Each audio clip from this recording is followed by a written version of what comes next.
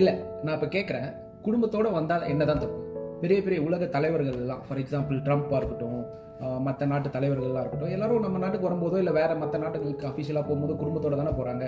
இவ்வளோ ஏன் ஒரு 2-3 வருஷத்துக்கு முன்னாடி ஜஸ்டின் ட்ரூடியூ, முன்னாள் கனேடியன் பிரைம் மினிஸ்டர், அவர் குடும்பத்தோடு வந்தார். தாஜ்மஹால் முன்னாடி எல்லாம் ஒரு ஃபேமிலியாக குழந்தை குட்டிங்களோட விளையாடுனதெல்லாம் வீடியோவாக எடுத்து போட்டு நாம் தான் ஃபயர்லாம் விட்டுக்கிட்டு இருந்தோம் அதுக்கு. ஸோ இப்போ இவர் மட்டும் குடும்பத்தோடு போனதில் என்ன தப்பு இருக்குது? அதில் எனக்கு எந்த தப்பும் இருக்கிற மாதிரி தெரியல. அதனால் இதை நீங்கள் ஒரு வீடியோவாக போட்டு கலாய்க்கிறதுல ஒரு லாஜிக்கே இல்லை. நீங்கள் முதல்ல அவரோட வந்த நோக்கத்தை பாருங்கள். அவர் ஏன் வந்தார்? நம்ம ஸ்டேட்டுக்கு இன்வெஸ்ட்மெண்ட்ஸை கொண்டு வரணும் அப்படிங்கிறதுக்காக வந்தார்.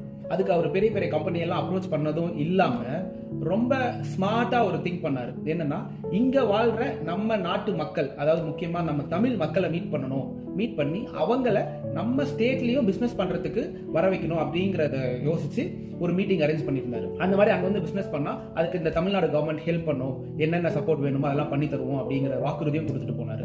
இது எவ்வளோ ஒரு நல்ல விஷயம் தெரியுமா? இது வேற யாராவது திங்க் பண்ணி இருந்திருக்க முடியுமா சொல்லுங்க?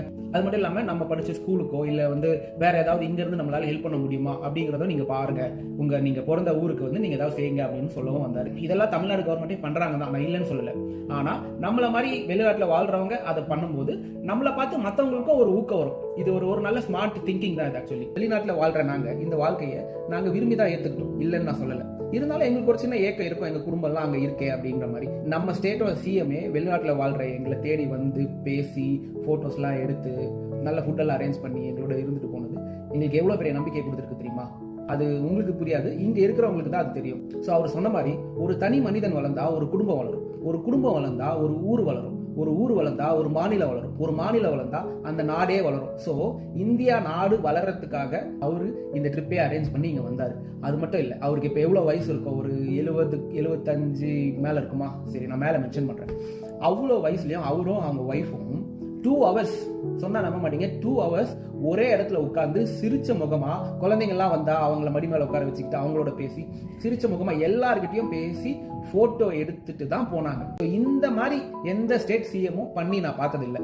நீங்க ஏதாவது பார்த்துருந்தீங்கன்னா கமெண்ட் பண்ணுங்க தயவு செஞ்சு. நான் கடைசியா அந்த வீடியோ போட்டவருக்கு ஒன்று சொல்றேன். அவர் யாரோட வந்தாரு அப்படிங்கிறது முக்கியம் இல்லை, அவர் எதுக்கு வந்தாரு அப்படிங்கிறது மட்டும் பாருங்க, அது போதும். பின் குறிப்பு, இந்த வீடியோ போட்டு அந்த கட்சியோட ஐடி விங்குக்கு நான் ஒன்று சொல்லிட்டு விரும்புகிறேன். உங்கள் கட்சியோட தலைவரோட மிகப்பெரிய ஃபேன் தான் என்னோட ஒய்ஃப்.